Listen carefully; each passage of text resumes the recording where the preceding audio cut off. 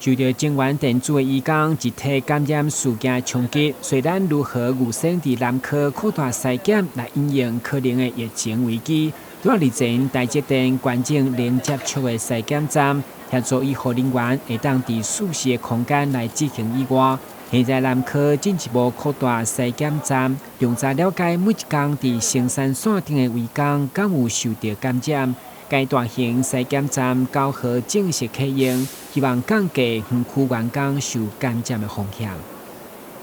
在苗栗以及在竹科发生了一些移工们还有这个本国的员工有这个群聚确诊的状况。那我想说，我们未雨绸缪，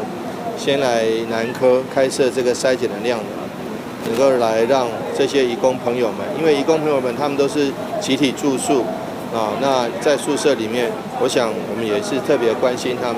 那开设这个筛检量的一天大概可以筛检1500个。那如果是这样子的话，依照晋源电子3天4000人的这个量能的话，我们这个筛检站一天1500还是比他们多。那因为主要是因为南科有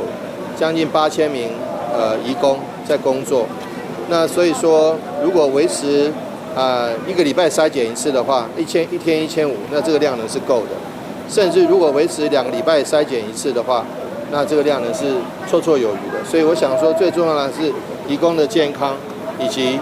本国员工的健康。那我想说，这个部分是采取自愿式，那也尊重我们厂商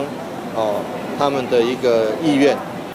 卫生局表示，目前已经会动各大病院协助第一批包括永康甲柳营的机密等医护人员会来进驻南科快筛，预计每一天会当筛检1500人次。另外，劳工局嘛配合卫生局，针对事业单位有移工的部分进行稽查，希望建立相关防疫系统，包括以每一天出入的调查、每一天体温等健康状况的记录等等。都是嘛，因为这位移工通常拢集中在一个房间，所以较有相关的密集，以及如何加强清洁消毒，拢得入重点稽查。电新闻管制何超邦采访报道。